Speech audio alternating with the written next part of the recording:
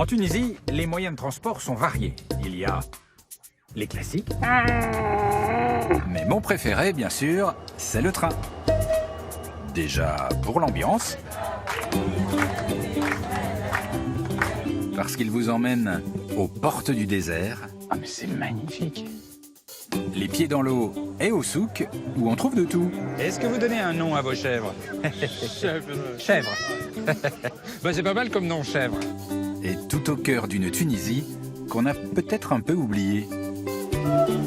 Ici, certains trains fleurent bon les années 60. Ça sent l'histoire. Oui, ça sent l'histoire, mais ça rafraîchit aussi. Donc, pour se déplacer comme un chef d'État. Boire un jus d'orange au Café des Délices et découvrir des cités mystérieuses en plein désert. Le train, c'est pas mal.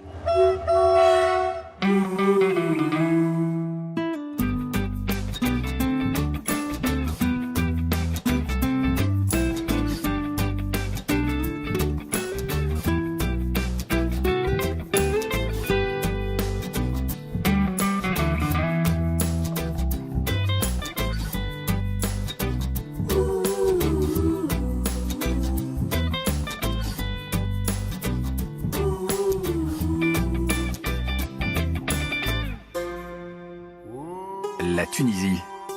J'ai toujours rêvé de l'aborder par le sud. Depuis longtemps sur les cartes, j'avais repéré la gare de Tozeur. La gare la plus au sud, la gare aux portes du désert.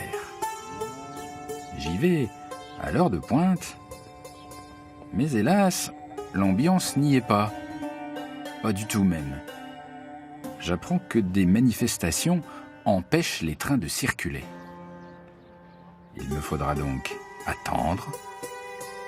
attendre longtemps, et finalement en profiter pour aller flâner un peu du côté du marché de Tozeur, juste à côté.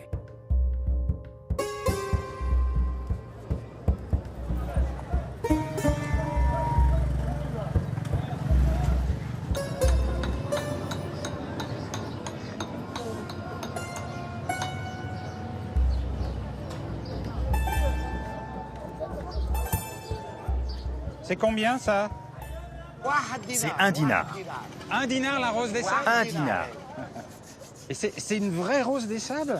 Oui, c'est une vraie. C'est une vraie rose des sables. Et je me suis toujours demandé comment ça marchait, comment c'était fait. Ça, c'est grâce à l'eau. C'est une roche tendre qui se trouve dans le sable.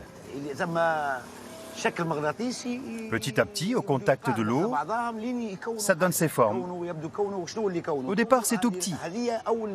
Ça commence à partir d'un tout petit morceau de roche.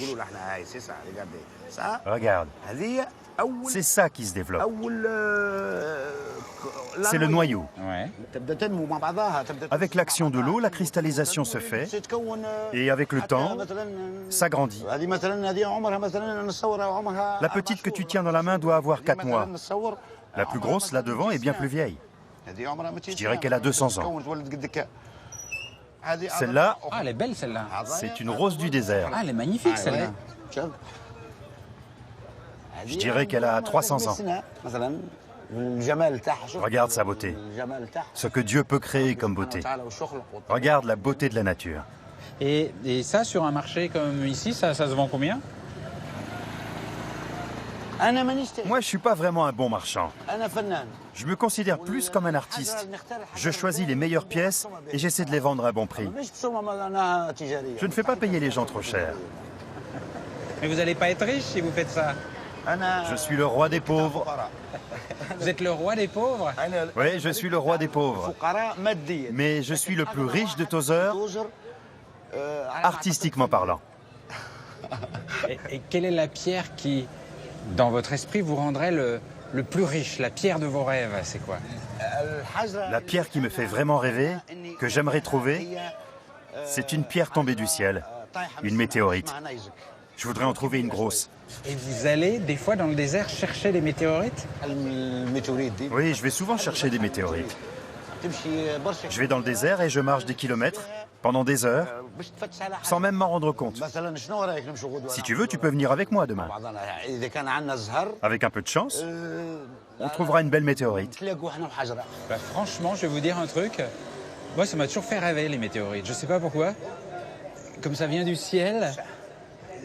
Alors là, franchement, j'adorerais. Et on a une chance d'en trouver demain? 1%. Moi, j'ai jamais vu 1%. Ouais, 1%. Allez donc. Bon, allez, 40 ou 45%. Ça négocie, hein. Ça négocie tout le temps.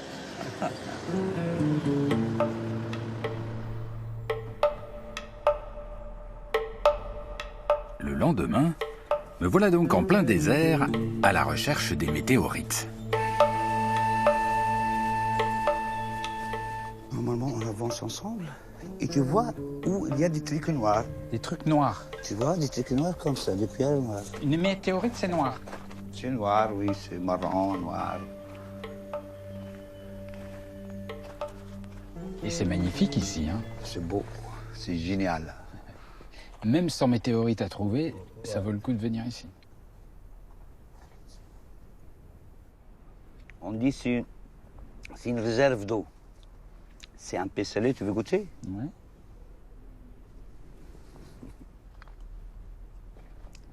Oh, c'est salé. C'est salé, C'est salé, mais si on a soif, c'est horrible. On a encore plus soif après. Non, tu vas voir, tu vas... Excusez-moi. Mais c'est horriblement salé. Mais en fait, si on mange ça, on a encore plus soif après. Ben non, tu n'es pas soif. Ça fait saliver. Ça fait saliver en permanence. Et du coup, tu as toujours la bouche très humide.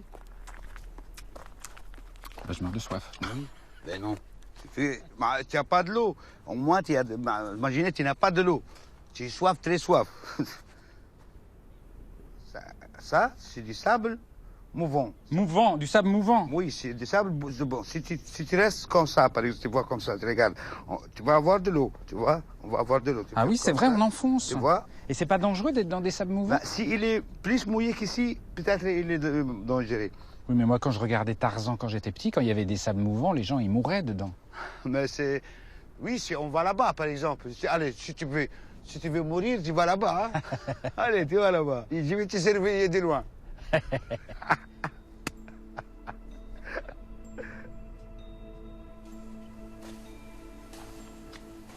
Et alors, il y a des météorites, là? Avec cette terre-là, tu ne peux pas trouver de météorites. Pourquoi elles s'enfoncent? Oui, directement. C'est la terre. Et alors, pourquoi on est venu là? Pour voir le bel paysage. Côté paysage, je suis servi, mais côté météorite, rien. Ça fait des heures qu'on arpente le désert. Qu'est-ce que c'est ça? C'est un haut-parleur? C'est un testeur, oui.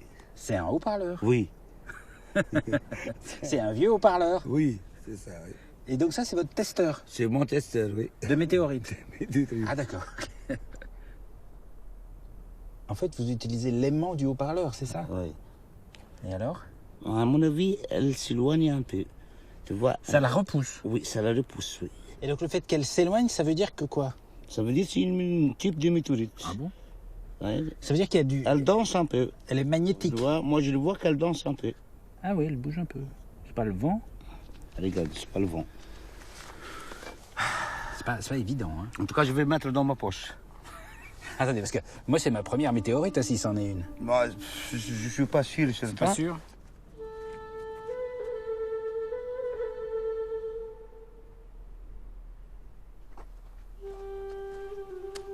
Là-bas, il y a des trucs?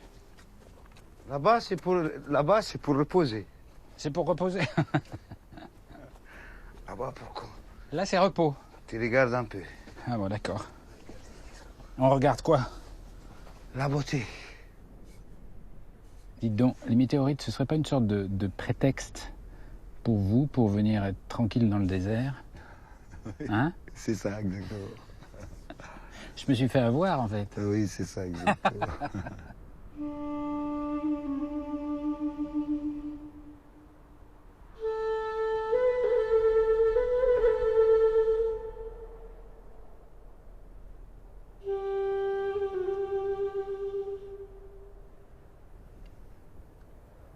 Et c'est marrant comme ces moments de contemplation dans le désert, ils font du... C'est comme s'ils nettoyaient à l'intérieur, hein, ils font du bien à l'âme. Alhamdoulilah. Et vous venez souvent ici, juste regarder le désert? Presque, je connais cet endroit par cœur. Et donc quand tu viens tout seul? Tout seul. Tu vois, seul, tu sens une chose. Comme tu dis, vous êtes dans les bras de ta maman. Tu te ressources ici.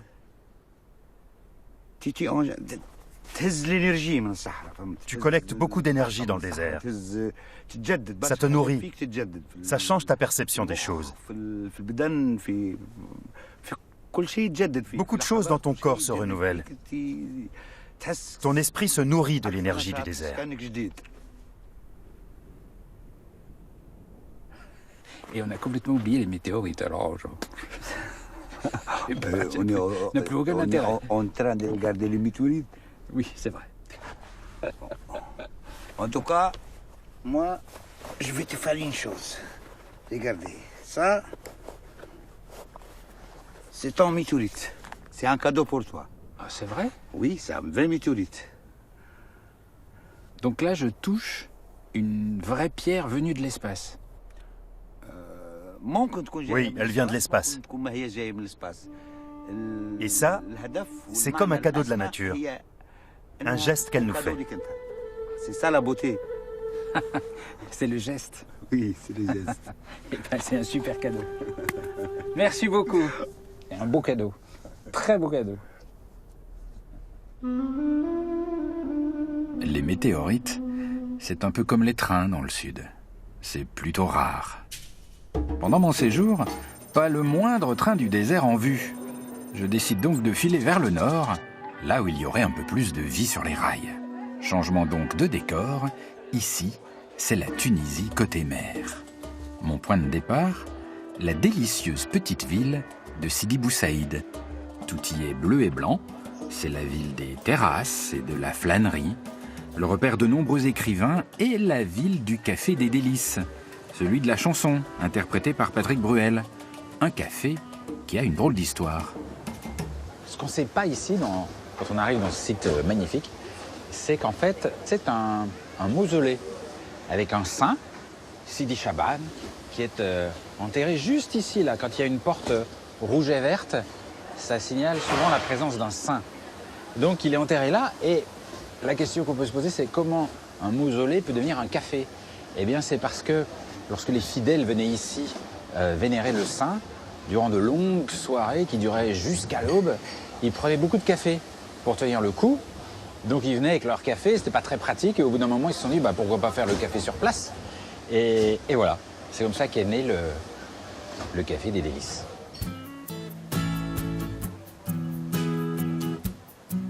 Sidi Bou Saïd, c'est d'abord une atmosphère. Mais ce que j'espère bien enfin trouver ici, c'est un train.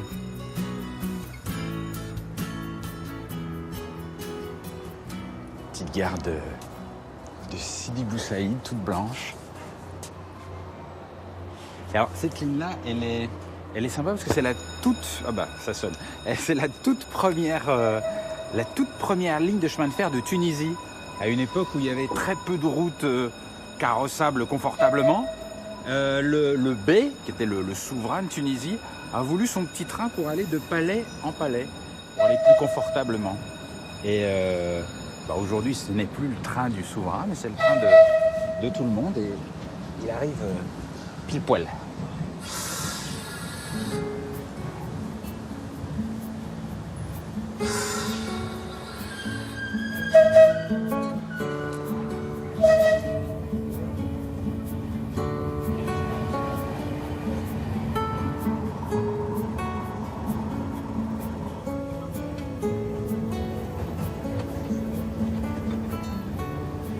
Bonjour, je peux m'asseoir là? Oui, oui. Comment ça va? Ça va, ça va. J'aime bien votre chapeau. C'est notre chapeau tunisien. Ça va avec l'habit traditionnel. Et il y a encore beaucoup de gens qui portent ça en Tunisie? Oui, c'est encore à la mode. Plein de gens le portent. Ah oui, c'est ça, c'est branché. Demandez aux jeunes qui sont là, c'est branché comme tenue en Tunisie? Oui, bien sûr. Ah, c'est branché? Oui, c'est branché. On dit chéchia. C'est chapeau rouge, chéchia, on l'appelle en Tunisie. Ouais. Il y a beaucoup de jeunes qui portent le chéchia. Les Tunisiens, ils sont très attachés comme ça à la tradition, même les jeunes? Bien sûr. C'est notre histoire, Nos parents, nos grands-pères, ils portent tout. C'est un attachement d'histoire. Et qu'est-ce qui vous rend fier dans l'histoire de la Tunisie? Qu'est-ce qui vous plaît dans cette histoire? Le peuple a un présent et un avenir, mais il a surtout une histoire. On doit tirer les leçons des erreurs du passé pour avancer, progresser et améliorer le futur. Le futur d'un peuple dépend vraiment de son histoire. Et qu'est-ce qui est particulier au caractère des Tunisiens? Qu'est-ce qu'ils ont de spécial, les Tunisiens? On est tenace, on ne lâche rien. C'est comme dans les matchs de foot, on veut toujours gagner. On met le paquet pour être les meilleurs. On a le goût de la victoire. Ah oui, tenace? Vous avez un exemple de moment où vous avez été tenace? Le 14 janvier 2011, pendant la Révolution, tu sais ce qui s'est passé. Le peuple tunisien est sorti dans la rue, il y a eu des manifestations, tu vois. Le peuple a eu le courage, la force de renverser le régime. Et ça, vous êtes fier? Fier de votre ténacité? Oui? Beaucoup. Eh bien, merci beaucoup. Je vous en prie. Et la ténacité dans la région, c'est pas d'aujourd'hui. Le train passe tout près des ruines de Carthage, la ville du célèbre Hannibal.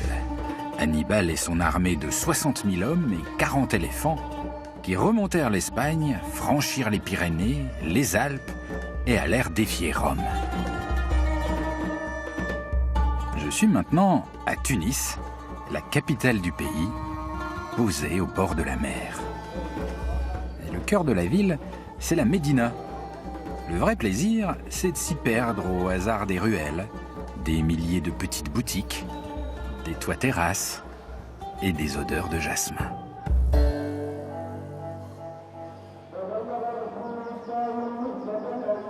Lorsque l'appel à la prière retentit sur toute la ville, je me demande toujours quel visage se cache derrière cette voix.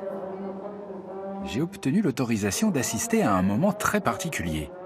Une séance de formation, un moment où les muezzins reçoivent des conseils pour l'appel à la prière.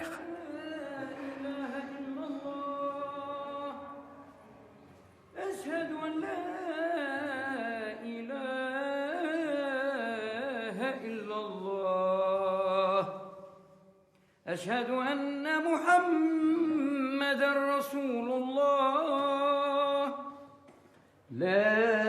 Non, plus aigu.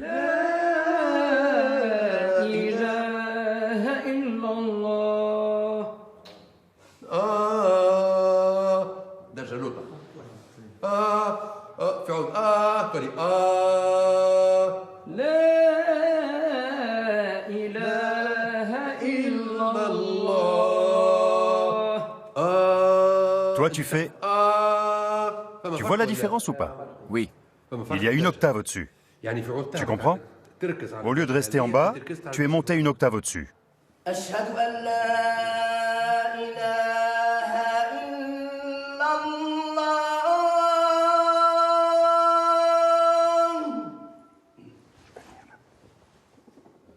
أشهد أن محمدًا رسول الله.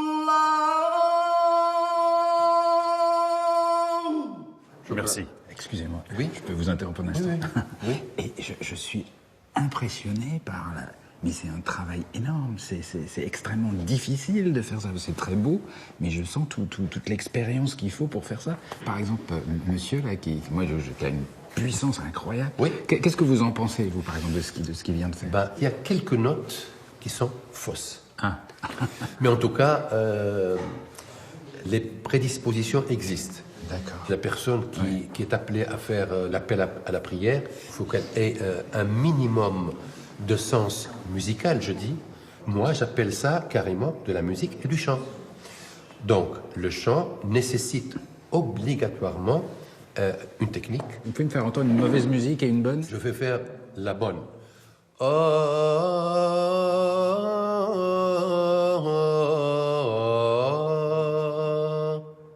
Ça, c'est conforme à des normes bien précises. Je vais faire n'importe quoi maintenant. Ah oui, c'est moins bien. C'est beaucoup moins bien.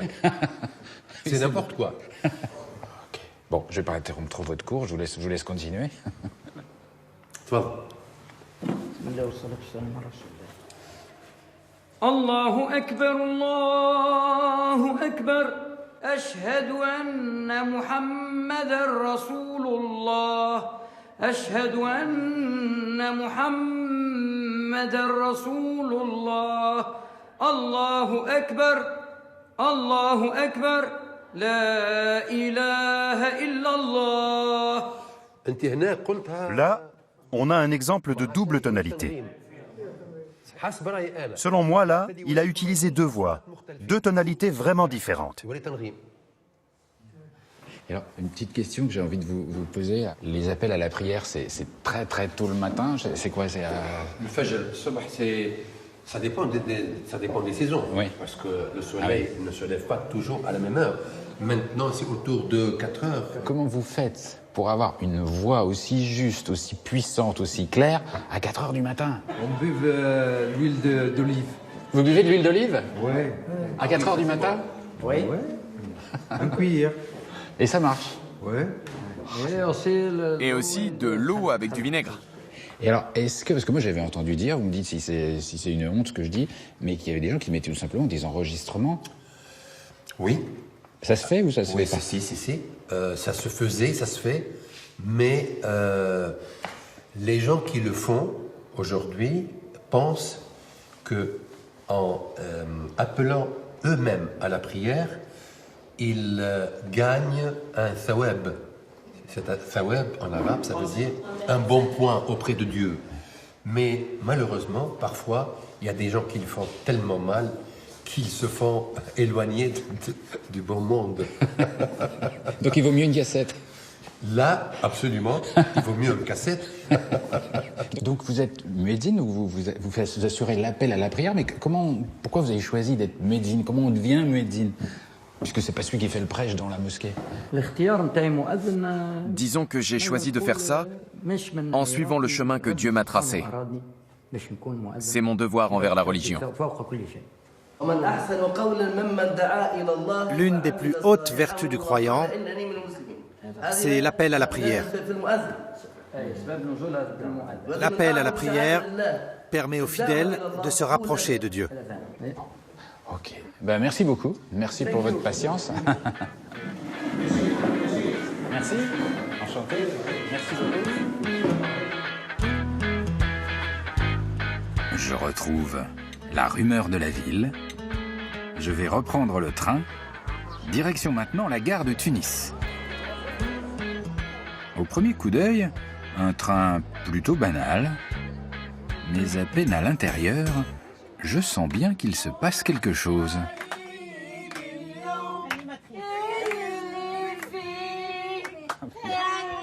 Il y a une bonne ambiance ici. Pardon. Ce train, l'air de rien, est un petit événement, comme une célébration. C'est une sortie exceptionnelle d'un train historique, un train présidentiel. Il fut dans les années 60 le train du président de la Tunisie, Habib Bourguiba.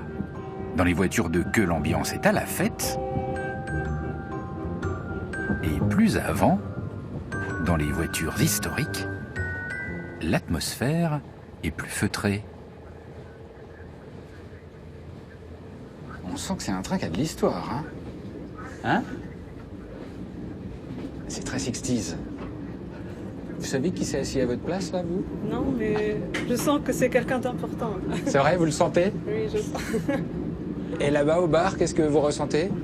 C'est la chaise des politiciens, on ne peut pas se relever.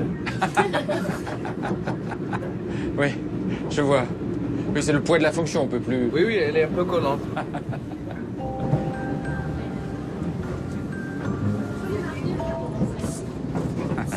peux entrer? Oui, oui. Qu'est-ce que vous faites là? Bah, je mets un peu d'odeur, de bonne odeur, parce que en fait, c'est un train ancien et il y a un peu d'odeur. Ça sent l'histoire. Oui, ça sent l'histoire, mais ça rafraîchit aussi. Vous rafraîchissez l'histoire. Oh oui. Et alors, il est incroyable ce train. Et ça, c'était le quoi, un bureau En fait, ça, c'est le salon présidentiel, le salon du président. Et ici, il y a aussi les canapés, c'est des clic-clac. C'est des clic-clac, ça? Oui, oui. Mais donc, il avait besoin de 6 lits. On met pas un seul lit pour un président. Si ce côté ne lui plaît pas, il peut changer de note. Ah, voilà, c'est ça, bah oui. Voilà. Oui, c'est un président. Ouais. D'accord.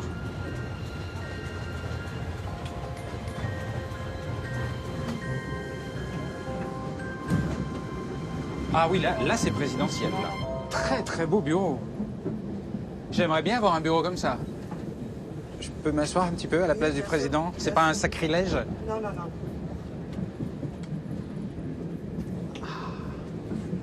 Là, ça c'est une place de président. Parce que là, on domine, il y a tout le train en face, tous les passagers, la Tunisie à droite à gauche. Pas mal. Et il l'a beaucoup utilisé, ce train? Je pense que non, mais c'est Mohamed qui va... C'est Mohamed qui sait? Ouais, il sait. Oui. Combien de fois il l'a utilisé, ce train? Il a utilisé ce train 2 fois. Il l'a utilisé que 2 fois? 2 fois. Ah bah c'est dommage, moi j'aurais un train comme ça pour moi, je vous jure que je l'utiliserais plus de 2 fois. Ah oui, ah oui. C'est dommage. Et le téléphone avec le voyant rouge, là, qu'est-ce que c'est? C'est le téléphone, c'est la communication entre le conducteur et la sécurité du président. C'est un peu et alors, spacieux. grand luxe pour l'époque, parce qu'on est dans quelles années à peu près pour ce train? 1960. 1960. Donc, bonne technologie pour l'époque, le poste de radio, oui, qui était à bord du train. Il peut même parler au peuple avec des baffles en extérieur. Et j'adore cette place. La place du président. Je crois que c'est une des meilleures places en train que j'ai jamais connues, tout autour du monde. On s'y sent vraiment bien.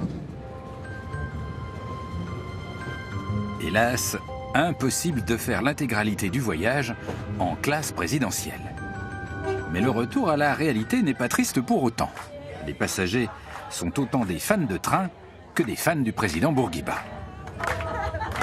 Il y a de l'ambiance dans ce train. Bah oui. Et comment ça se fait qu'il y a de l'ambiance comme ça, là? On est content, on est joyeux. Vous êtes des bons vivants? Ah bah oui. Les Tunisiens sont C'est joyeux. des gens gays de nature. De nature, ils sont joyeux. Et qu'est-ce qui les rend joyeux? On a un autre tempérament méditerranéen. C'est les Méditerranéens. On a l'habitude qu'on se réunisse, c'est toujours comme ça, on fait la fête. Voilà. Si on est épanoui et émancipé, c'est grâce à Bourguiba. Ah bon, c'est-à-dire? Il a donné les droits à la femme. Bah oui. Donc, quel droit il a donné, par exemple? le fait que l'homme ne se marie pas avec 4 femmes, c'est déjà un pas. La femme, elle était opprimée, elle était soumise. L'homme pouvait la répudier d'un jour à l'autre, d'un moment à l'autre.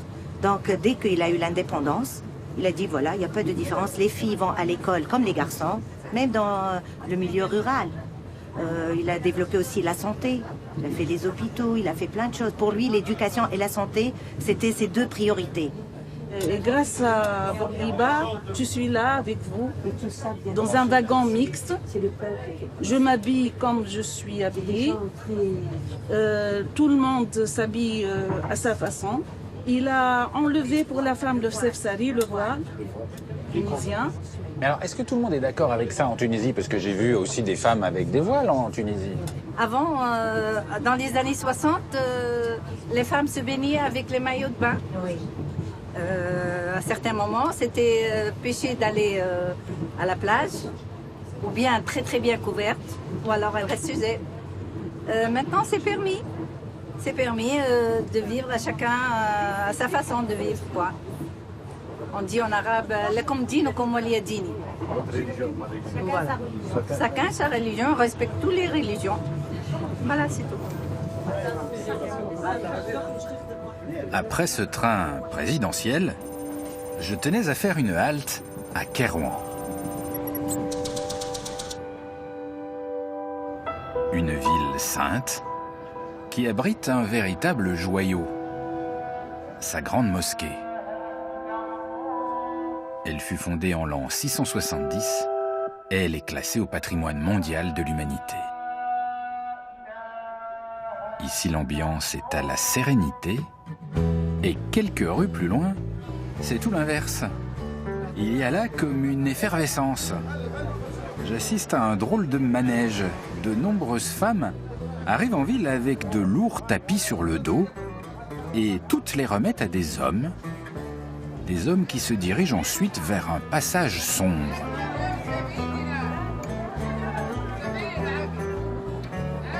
« 470 dinars. 470 dinars, allez.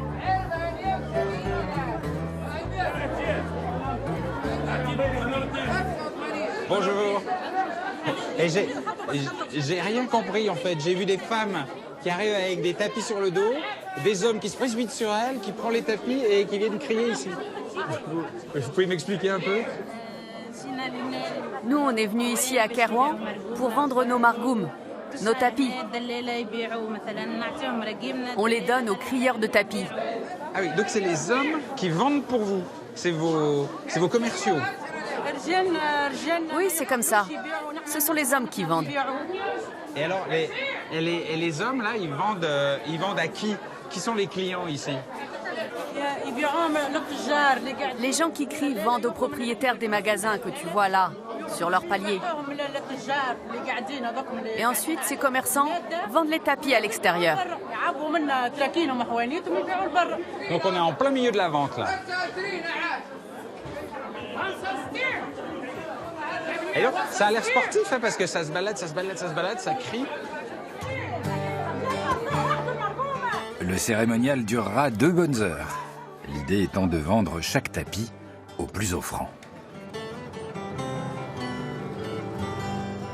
Je vais reprendre le train, et cette fois un train standard, le train longue distance de tous les Tunisiens. C'est un moyen de transport très économique, difficile de trouver une place assise. Je roule doucement en direction du sud.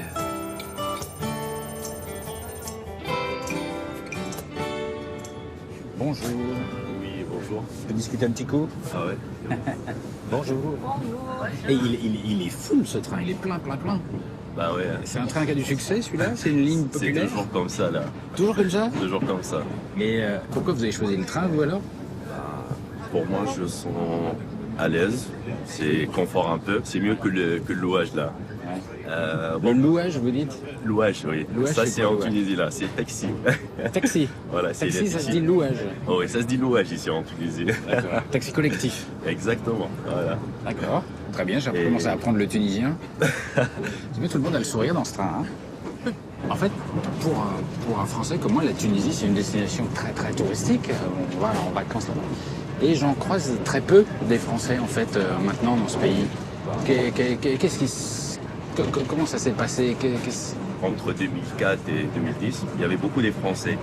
Maintenant, c'est un peu changé là. Tu sais, les Français, ils sont pas trop sécurisés ici. Ah oui? Surtout après les attentats et tout ça. Maintenant, c'est sécurisé, mais ils ont toujours l'idée dans la tête que c'est pas 100% sécurisé, tu vois. Pourtant, il n'y a rien. Maintenant, c'est sécurisé, tu vois. Par exemple, si tu vas à Tunis, vers côté Gamar, Marsa ou Hammamet ou Sousse, tu vois les agents de police partout, en fait, qui sortent partout, qui contrôlent partout. Comme ça, il y a des touristes qui sont plus à l'aise, plus sécurisés. Mais quand même, ça reste un peu l'idée dans la tête. Parce que vous savez ce qui se passe à Sousse, surtout l'attentat dans les hôtels et tout ça, ça donne sur la plage, c'est terrible. Voilà, ça donne l'idée dans la tête. Il y a... Ouais. Et ça a dû être dur à vivre pour des Tunisiens, tout ça, de voir tout ça. C'était dur à l'époque, c'était dur, sûrement, là, tu vois. Les gens, ils sont pas, même les Tunisiens nous-mêmes, on ne sent pas qu'on est sécurisé, tu sais. Tu sors avec ta famille et là, tu commences à se balader, tu as l'idée dans ta tête, ça roule toujours. Ouais. D'accord. Désolé pour mon français, c'est pas trop... Non, il est très bien, votre français, il n'y a pas de souci. Le français, ça commence... Ah bon? Ouais. Comment ça se fait? Parce que en fait, j'ai étudié le russe et l'anglais là. C'était pour le tourisme. D'accord. Puisque je communique pas beaucoup avec le français, alors ça. D'accord. Il faut que les Français reviennent pour que le français reste pratiqué. Peut-être. J'ai pas des Français que je communique avec. Ok, bah, merci beaucoup. Merci beaucoup à vous. Voyage. Vous êtes très gentil. Merci Bah, à vous vous. aussi, merci.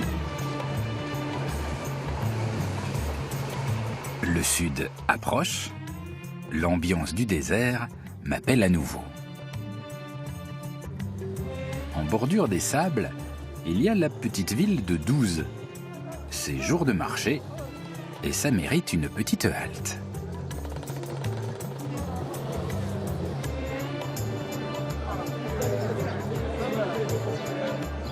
Si vous avez envie de savoir ce que c'est que le souk, quand c'est vraiment le souk, et ben voilà, c'est ça.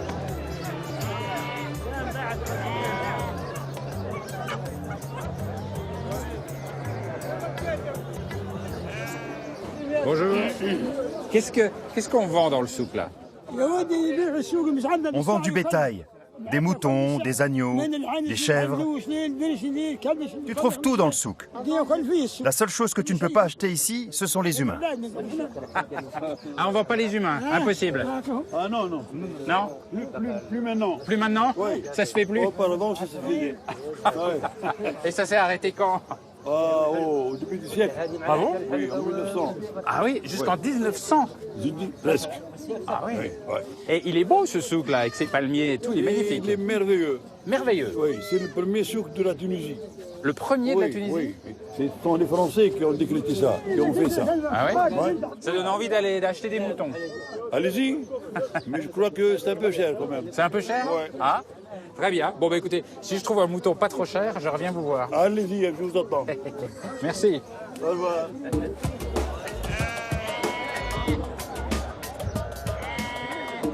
Je peux toucher? J'aime bien mettre mes doigts dans les moutons. Ah oui, c'est bon. C'est très agréable. Ce qui est bizarre, c'est que même quand il fait chaud dehors, c'est agréable de mettre ses doigts au chaud dans un mouton. Je ne sais pas pourquoi. En discutant un peu sur le marché, j'apprends que la tonte du mouton est un moment un peu particulier, qui va bien au-delà de la simple récolte de la laine. C'est un moment important où toute la famille et les amis se retrouvent, comme une fête. J'ai la chance d'être invité à vivre cet instant, au petit matin, en bordure du désert. Je crois que les gens avec qui j'ai rendez-vous, ils sont là-bas. Allez voir ça.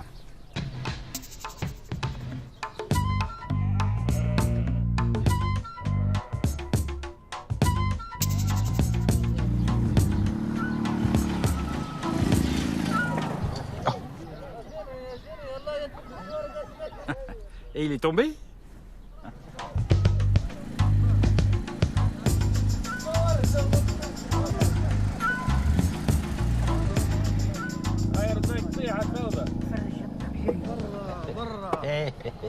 Alors, vous faites des cascades? C'est pour le spectacle? Oui. Oui? C'était une blague. Ah oui, vous voulez dire que c'était exprès? Oui, exprès, oui. Oui? Ouais. C'est sûr? Ouais, pour la fête de mouton. Ah d'accord, ok. Mais je sais pas, en regardant, j'avais pas trop l'impression que c'était exprès. Ouais. Donc là, vous venez donner un coup de main pour les moutons? Oui. D'abord, on va monter la tente. Et après, on va tondre les moutons dedans. On dira aussi des poèmes. Ça se fait comme ça, en poésie et en musique.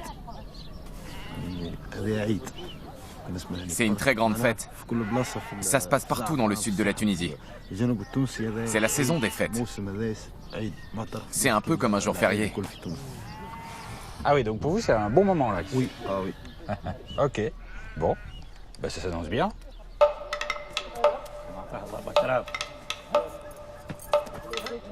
Eh ben, dis donc. Et alors, on voit qu'il y a tout le monde parce que la tente, elle monte en 1 minute 30.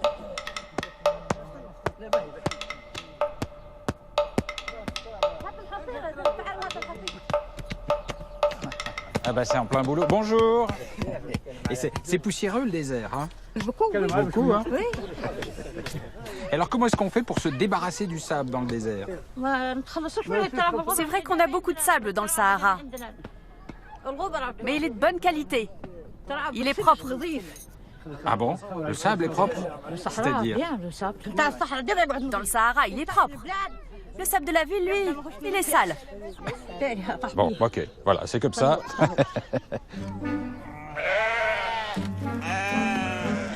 Une fois la tente levée et brossée, il faut attraper les moutons.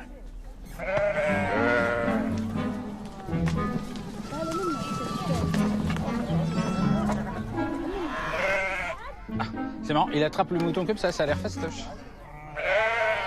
Tu vas essayer? Ouais, d'accord.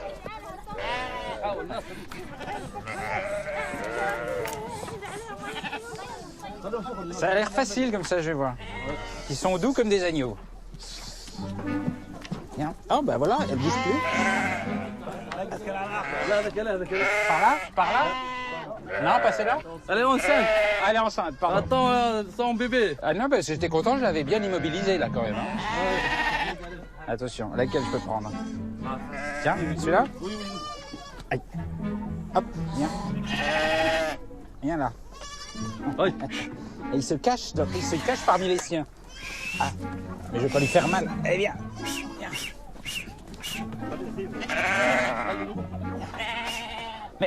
Mais ça se manipule très aisément. Franchement. Alors je suis très surpris. Ça se débat pas, c'est gentil comme tout. Tiens, regardez. Dis bonjour à la France.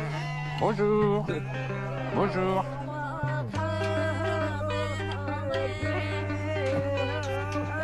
Pendant que le pain se prépare à la braise, les moutons se préparent à un petit rafraîchissement au ciseau et à l'ombre de la tente.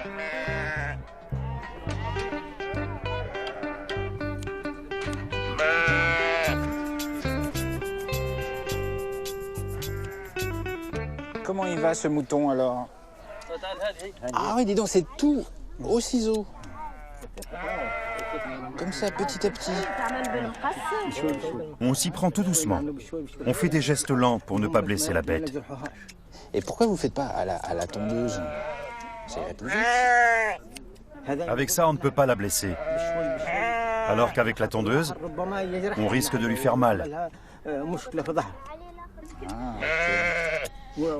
C'est aussi une tradition.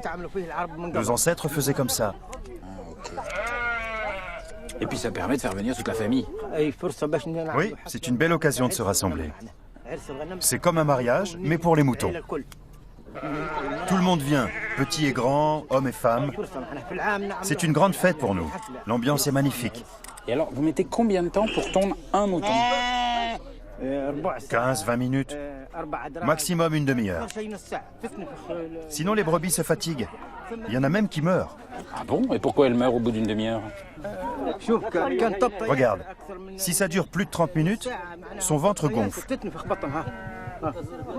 Elle commence à gonfler. Celle-là, elle est fatiguée. Elle ne supporte pas d'être attachée. C'est un animal qui aime sa liberté. Donc il faut aller vite là alors? Oui, très vite. Et alors, il y a combien de moutons à tondre aujourd'hui? Entre 25 et 30. Donc 25 et 30 fois une demi-heure. Ah oui, il y a du boulot. Ah bah il est tout nu.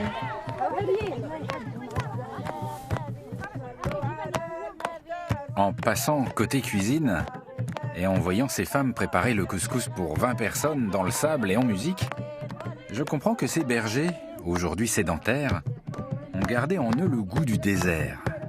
Il y a comme un vrai plaisir à se trouver là, autour de la tente.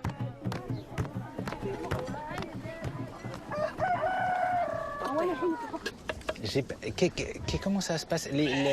La viande est nouée avant de bouillir? Oui, avant. Ah bon? Et pourquoi on noue la viande? C'est plus pratique. Ouais. Ah.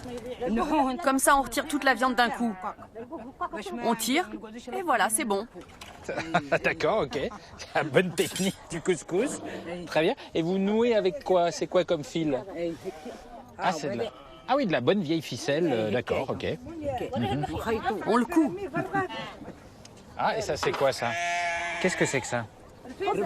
Ça s'appelle un prissa. C'est sucré. C'est à base de dattes et de pain mélangés qu'on a mis à cuire dans le sol. Il y a du beurre aussi, qui vient de chez nous. Ah, ok. Je peux goûter? Vas-y, goûte. Mange.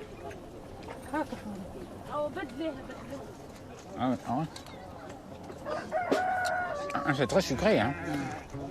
Il n'y a pas de sucre.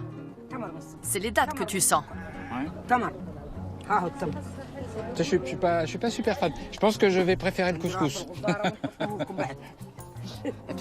Ah, tu préfères le couscous? Eh ben, tu vas goûter le couscous. On va te donner une cuillère. D'accord. Je vais me concentrer sur le couscous.